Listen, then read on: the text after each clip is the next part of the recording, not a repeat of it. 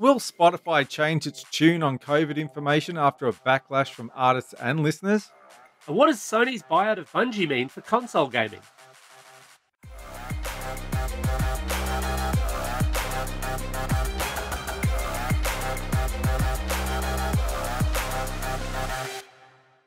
Vertical Hold is proudly brought to you by Aussie Broadband, changing the game with their award-winning network and Australian-based support.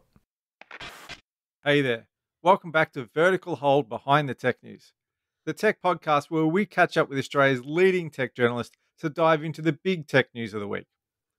I'm Adam Turner, and I'm joined as always by Alex Kidman, a man who figures that now the arse has dropped out of crypto, he better rush and stake his claim in the gaming world before there's nothing left to buy. Alex, which studio or game are you looking to snap up for a bargain? Look, I don't know that I'd get it for a bargain price, but how can I not buy Taito, makers of Bubble Bobble? Absolutely. I think they'd be waiting for your calls. Honestly, I'm surprised it hasn't already happened. The problem is they know I'm coming, so they're going to push the price They're way going to jack up. the price right up, yeah. This week, we're also joined in the virtual studio by Gizmodo Australia editor Asha Barbaschow. Asha, welcome back to the show. Where would you be investing your gaming dollars? My gaming dollars. Well, I was going to suggest making the Game Boy come back to life at some stage. That's kind of something that I want to do. Is there money in making okay, you can't make an NFT out of something that exists. That defeats the purpose, right? Apparently the copyright laws have changed. If you buy a Game Boy, you then own all the intellectual property of Game Boy, and then you can just do whatever you want with it, just like those idiots who bought that book, surely. Perfect. Snake on Game Boy. I feel compelled to point out that this is not legal advice or in any way sane, people. But if you make money, we want a taste of the gig. For sure. So this week, we're talking to Asha about the backlash against Spotify from artists and consumers over COVID misinformation from high-profile podcaster Joe Rogan, as well as why the New York Times was so keen to snap up Wordle. But first, Alex caught up with Alice Clarke to get to the bottom of the latest big gaming deal. So it feels like it was only a couple of weeks ago that we were talking about Microsoft buying Activision Blizzard. This week, Sony's attempted a sort of counterpunch by announcing that it's going to buy original Halo and now Destiny developer Bungie. And I'm joined by Alice Clarke to discuss this. Alice, welcome back to the show. Thank you for having me back. So is this, in fact, the haymaker that Sony might have hoped for, or is it more of a jab? I think it's kind of a jab. Like, I don't. They have to have something in the works that's bigger than Destiny 2 to be worth $3.6 billion US. Like, I'm trying to understand how that number makes sense, and I don't quite see it. I think the numbers for studios are pretty high right now. It seems to be a bit of a seller's market. When I was looking at, because Microsoft obviously has been spending up huge sums of money, and it's got a much bigger war chest than Sony, I guess. But it spent something like $2.5 billion US on Minecraft, and that was, nearly a decade ago, I guess. Yeah, but Minecraft is one of the biggest games in the world. It has made Microsoft that back and then some a dozen billion times. Like, Minecraft is in a whole other category to Destiny 2. No doubt, but you're getting one game versus a studio of people. I think there is a difference there. Bethesda was, I think, something like about $7.5 billion off the top of my head. So a bit more, but Bethesda, I mean, you're getting, 30 odd years of games. They got a lot more than them. So Bungie, I think, sits in this weird space, but I think you're right. I think there must be more than just Destiny happening, especially given, and this really struck me as odd, maybe it'll strike you as odd as well, that both Bungie and Sony came out and said that Bungie will remain an independent and multi-platform studio and publisher. Yeah, it seems a bit weird, though. Independence has always been very, very important to Bungie. They've been owned by Microsoft at one point. I think they were contracted to Activision. I'm going to need to double check that, but I'm pretty sure. And then I think Activision had like the publishing license for Destiny for a good long while. Yeah, so then they went back to being independent. They seem to really love independence, but apparently not quite as much as the board loves money. So they would have negotiated a lot of independence into their contract. But it is just funny that Sony now owns the studio that created Halo. given that Halo, essentially landed the Xbox for Microsoft. Yeah, like obviously all of this consolidation is terrible. It means there's going to be less choice for consumers. It means games are going to become more homogenous, and it means you're going to have to pick which of the streaming services you're going to have to align yourself to, the same you have to with television. So on the one side, that's all bad, but on the other side, this is very funny, and so it's almost worth it. I guess it is. I mean, it's what strikes me as funny is this journey that Bungie has undertaken. Because if you look all the way back, they started out, of all things at that time, as a Mac games developer. Back when I think Halo was announced at Macworld in 1999 absolutely by Steve Jobs. Yeah. They then get bought by Microsoft. They then leave Microsoft and work with Activision for a good long while, and then they get bought by Sony. At what point is Nintendo going to buy them? This is the question. Well, I'm not entirely sure what Nintendo's doing. I think they're just looking at Sony and Microsoft throwing all this money around, going, "That's nice. Have another Mario." Like they don't need to. Eventually, they don't need to participate in this. They've got a new Pokemon game. I just love that Nintendo is always running its own race completely separate from whatever Microsoft and Sony are trying to do, and I think that's great. So in Bungie's post on it, they actually said one of the things that they're going to do, apart from all of this talk about remaining independent and how wonderful that will be, and lots of shared corporate speak about, visions and futures and so on that you pretty much have to have, was that they're actually going to be hiring more people as a result. And Why? it's beautiful and rare, and I assume that talks to the extra game they're going to be making. Like, it's not just going to be Destiny 2, they're going to be making other games in that studio, but announcing that they were hiring in that post was a really smart move, because normally when one company is bought by another company, they get rid of half the people and cut costs. This is quite clearly saying that they value Bungie and want to make it more. I guess so, or that they're going to throw it at some of Sony's existing owned IP, because there's that weird thing where you kind of think, oh, this game is, lots of people think or thought for a long while that, Crash Bandicoot, because it was a PlayStation game originally, was a Sony game, but it wasn't. And in fact, weirdly, of course, now that I think about it, having brought it up, Microsoft has an interest in that one now. Yep. Looking back over the PlayStation catalog, though, can you think of anything that Sony has that Bungie would be a good fit for? I think they're perfectly suited to making a PlayStation All-Stars. I want to see the God of War up against Ellie from The Last of Us with Spyro the Dragon. I need this in my life. Bungie is probably not suited. I want them to make it anyway, so it looks dark and gritty and has unnecessary skins. Let's have chaos. Okay, that is a very left field choice. What's your pick? Because Sony's got a few kind of classical first person shooter style things, Resistance and is it Killzone, I think, for example.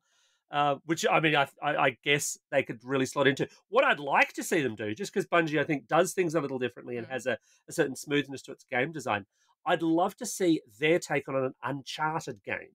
Because the one thing I think Uncharted does not do well is the actual gunfire stuff, is the actual bullet battles, as it were. Bungie obviously has a bit of experience in that field. They do. What I find really funny is that I didn't even think of the Resistance, and I'm literally wearing a Resistance 3 t-shirt right now. But here's the thing. Such a memorable IP, obviously. Oh, I literally broke my back on that trip. Completely forgot about the game. Can't tell you a single thing. But here's the thing about this Bungie thing. I don't want them to make a game based on a Sony IP. I want them to make an entirely new game with an entirely new story, because I'm sick of franchises, which I say as my favorite game being Forza Horizon 5. But I just want something new. I was going to bring that up, but yeah. Yeah. I want something new. Like, there's so many studios under these umbrellas, and Bungie is uniquely qualified for making a brand new IP that people will love and flock to. So let's have them go on a Destiny 3, but also let's have something brand new that we've never seen before. Well, it sounds great. I guess we'll have to wait and find out how that one goes. Thanks so much for your time, Alice. Now, thanks for having me. You've been on the show a bunch of times. I'm not, in fact, going to ask you the vertical hold 3 questions of doom. Oh. Big sigh of relief, because I want you to explain something new that you're doing to our audience. Tell me about Press Any Button. Okay, so Press Any Button is a newsletter that Tim Biggs, technology editor at The Age, and I are putting out each week, aimed at people who who love games but don't want to spend all their time reading about industry news and every single interview. This is one weekly hit to your inbox of a couple of stories you should know, some talking about retro games and board games or Lego, and some recommendations of what to do. It's a quick, easy read, and it's for everyone. Sounds fabulous. Where can people get it? Okay, so you can find it at pressanybutton.substack.com or on Twitter at _pressanybutton, which is all one word. And we really hope you like it because it's been a real labor of love getting to write about games in the way we want without corporate overlords or money getting in the way. Awesome. Well, everyone, you heard what Alice said. Go sign up now. Tell her I sent you. It won't make any difference, but do it anyway. Do. So Joe Rogan is one of the, I guess the human headline is a phrase we use in Australia. Shock jock, he's one of them, but he's a podcaster. He's on Spotify. He is, as they say, a big deal on Spotify. He's got about 200 million listeners every month, and Spotify paid $100 million a couple of years ago to sign him up for an exclusive deal. So his podcast is only on Spotify. Asha, hasn't all been smooth sailing recently, has it? No. So I guess, yeah, it kind of kicked off last week. Spotify began removing songs by music great Neil Young after he said he didn't want his music appearing on the same platform as anti-vaccine podcaster Joe Rogan, were his words. Yeah, and the music streaming giant hasn't left the spotlight since. And it seems things are only starting to heat up with other musicians joining Neil Young in his boycott, and also a lot of consumers looking to, I guess, jump ship to like music streaming services to avoid going back to Spotify. So, Alex, what kinds of things has he been saying? So if you talk to Joe Rogan, he'd say, "Oh, I'm not saying anything. I'm just asking questions," because this is your classic defense. But he's had a lot of COVID vaccine skeptics on his show. I would argue that it's fair to say he has promoted a lot of skepticism around the fairly well established science of this, and he's done some fairly dodgy things around suggesting that, for example, horseworming paste might be good for curing your COVID symptoms. Quick tip here, people, it's not. So, and it's not his first strike either. I mean, he's been called out in the past for amplifying other conspiracies in the US, and he's got form in this area, hasn't he?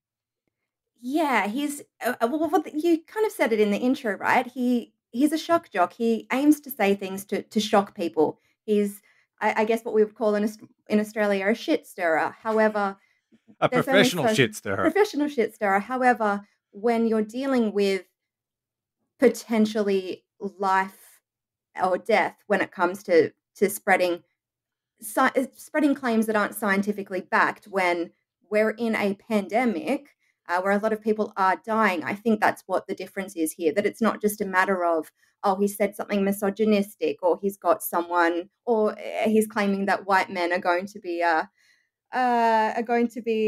left by the wayside when people other than white men take over the world, or something to that effect. This is a little bit more dangerous. And it's been an interesting transformation for him as well, because he started as a stand-up comic. And the podcasting thing absolutely exploded for him to the point where Spotify made this deal with him. Actually, we've seen people the likes of Neil Young and Joni Mitchell pull their music. We've seen some podcasters actually say they'll pull their podcasts. Science Versus, for example, has said they're not going to produce anything but podcasts attacking COVID misinformation until Spotify cleans up its act. What has Spotify actually said about all of this? Or have they done the radio silence thing?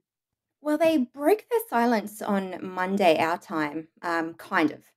They published a piece titled Spotify's Platform Rules and Approach to COVID-19. There was a lot to digest in it, but basically what they're saying is that it's not up to them to take the position of being content censor or content moderator. And they're basically, saying that it's important to show all sides of the debate. They also, one of the quotes actually that stood out to me was that they said they take it seriously and will continue to partner with experts. But it doesn't mean that they'll always get it right, but they're committed to learning, growing, and evolving. So if you're committed to learning, growing, and evolving, wouldn't that mean committed to removing Rogan from your app? And this is the same thing that Facebook and Twitter and all the others have had to deal with. Like, this is the social media problem that's finally caught up with Spotify as well. You can't play but we're just the platform, don't shoot the messenger card. Absolutely. And I think that, like you said, exactly, the precedent has been set in Australia for the likes of Facebook and Google, which constantly come under scrutiny for being that publisher, I guess, platform.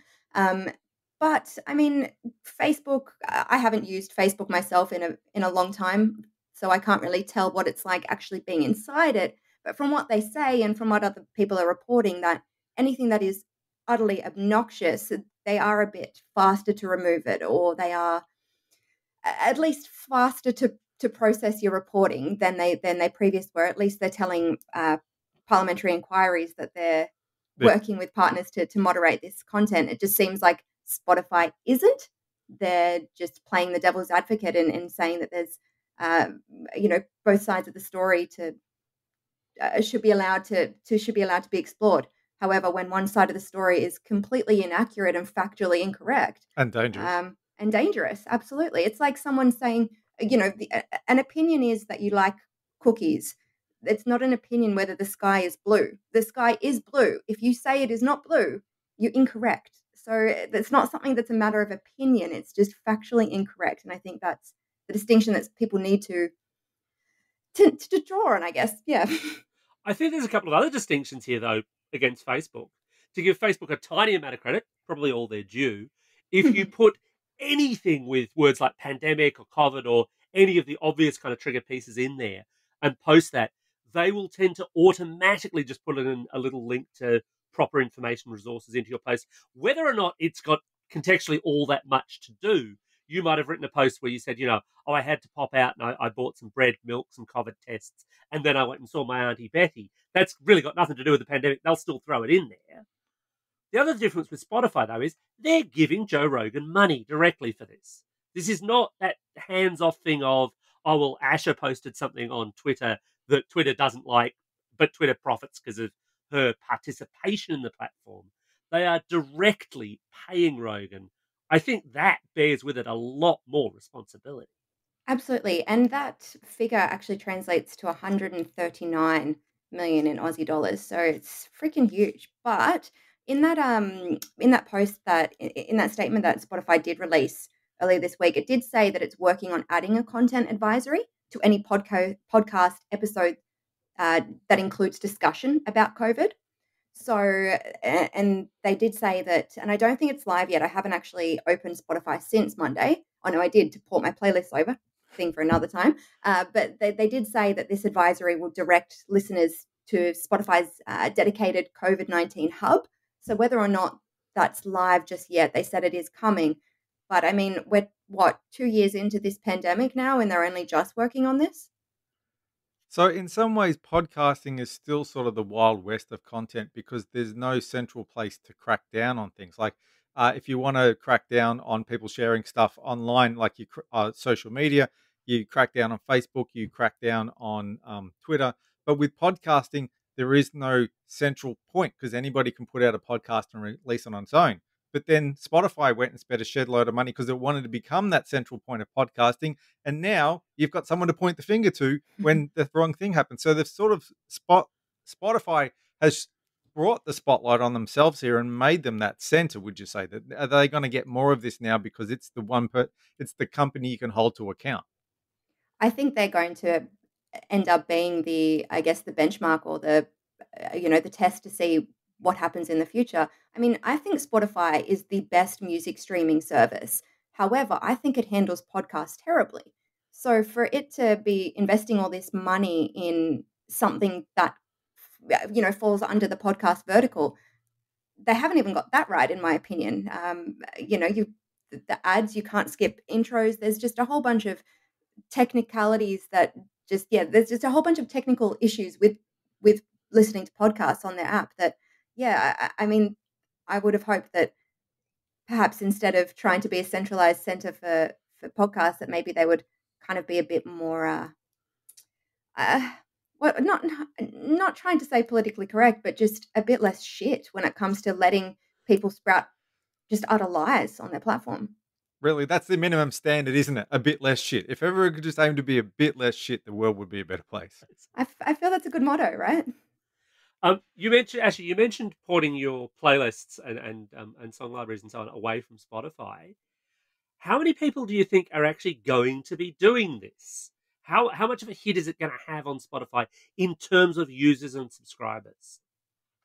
I don't know. There's a lot of people that still think that their voice, they're only one person, their voice or their actions won't make a difference. But I mean, if everybody that thought that actually did something about the thing that they were hesitant to do, it'd make pretty big change. So I think that could be what we're dealing with here. But also, I listened to 90,000 minutes of Spotify last year myself. I listen to music a lot, and Spotify has a lot of my data, and it's not just about my playlist. It's when it suggests things to listen to, it gets it right every single time.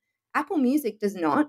When I tried Amazon Music Unlimited to test their earbuds, it also didn't get it right based on a playlist. It was serving up stuff that I've told Spotify I don't like.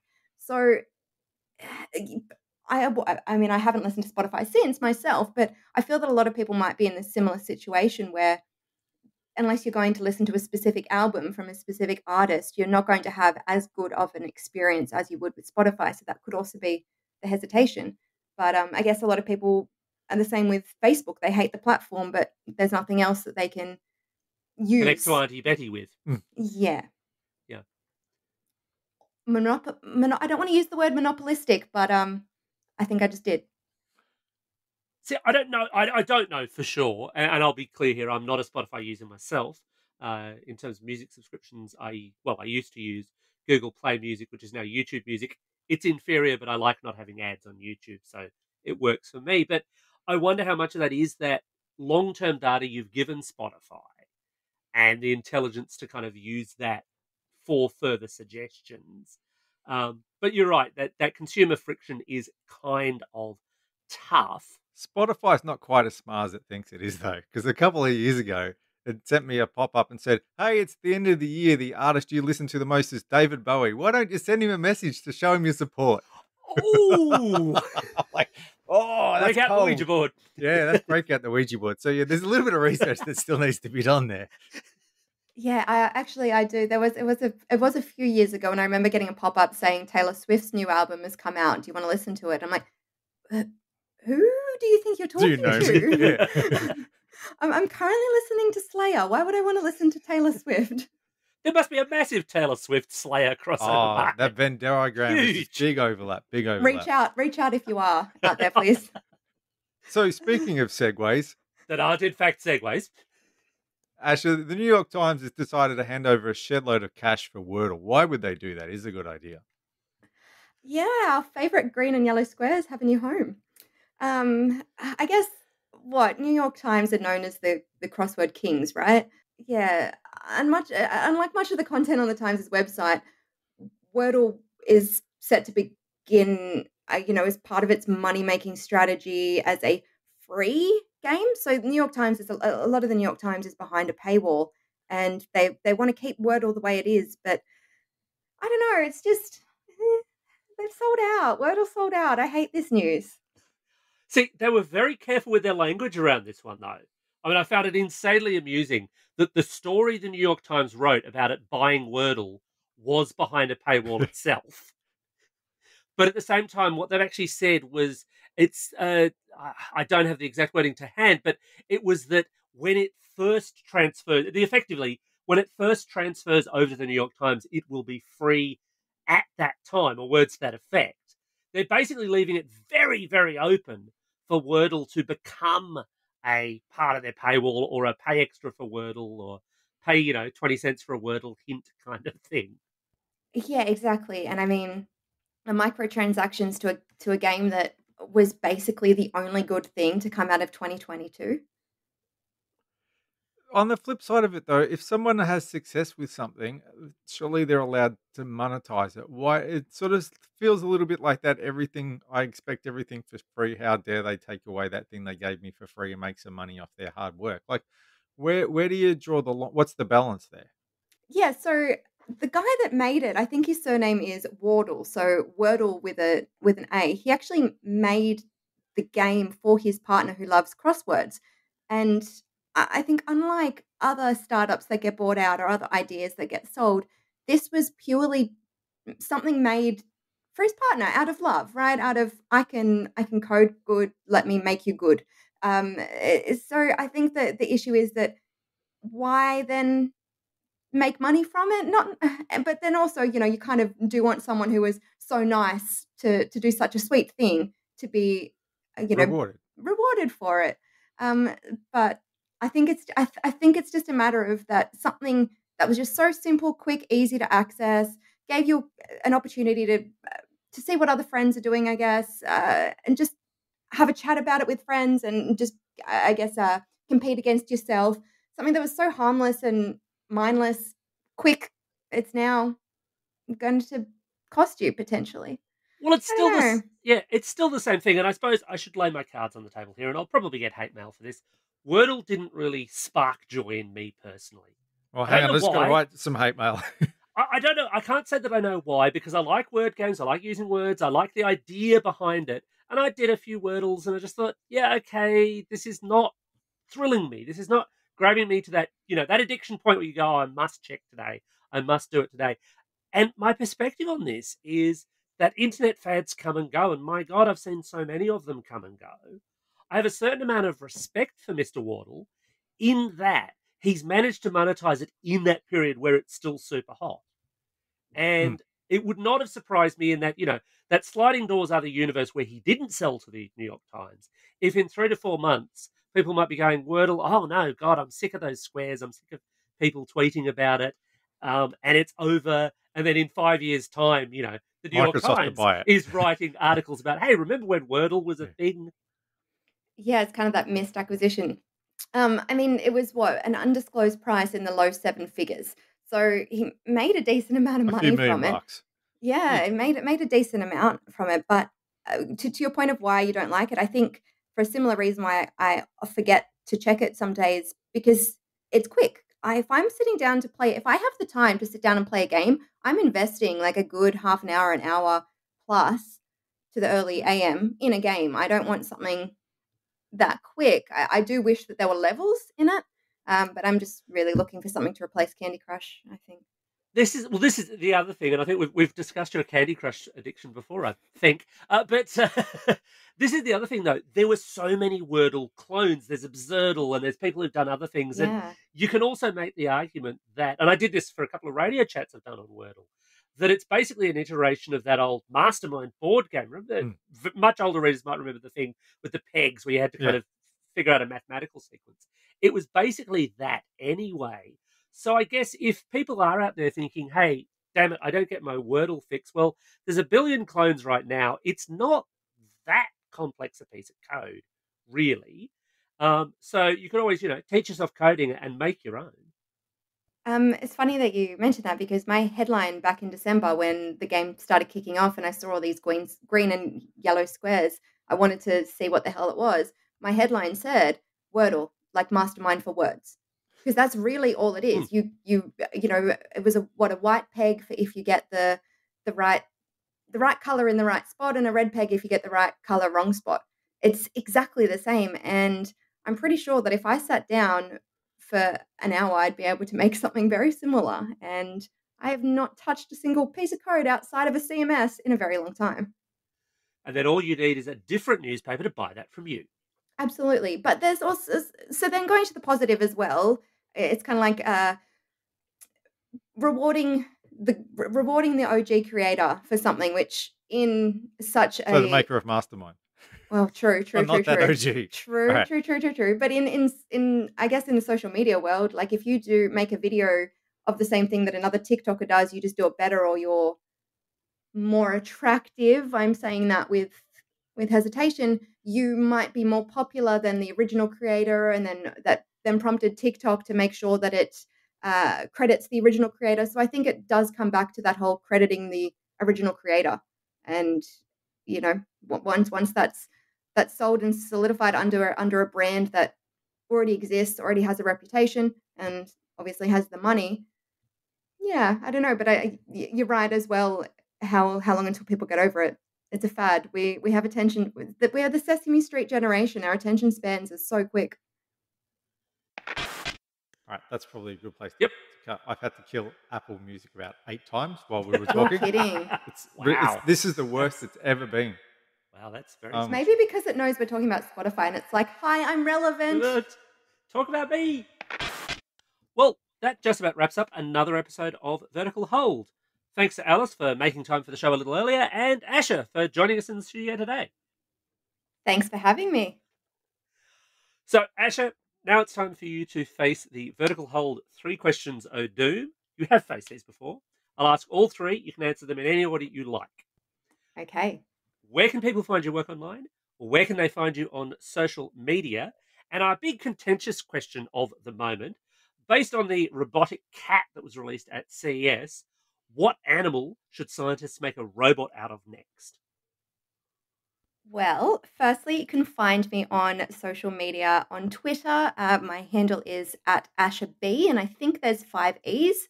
I think I just kept adding an E. I think I just kept adding an E until it said no user found. This was back in 2009. And the website that you can read my stuff and the team stuff as well is Gizmodo Australia, so gizmodo.com.au. And what animal, I'm going to change the word animal to creature, should we make robotic? I'm going to go with a man, because that way they can do the man stuff without existing, and that's probably going to get daggers, so I'm going to give that another go.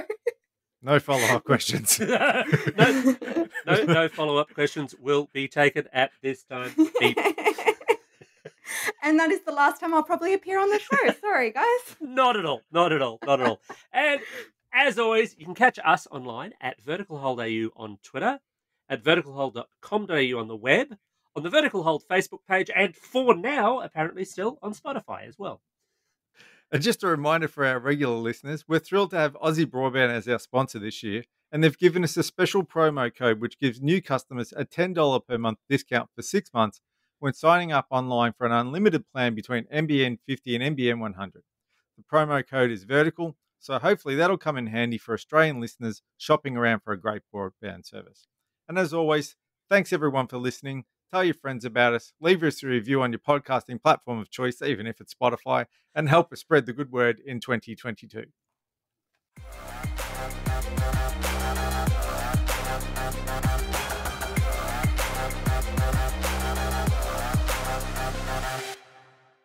Vertical Hold is proudly brought to you by Aussie Broadband, changing the game with their award-winning network and Australian-based support.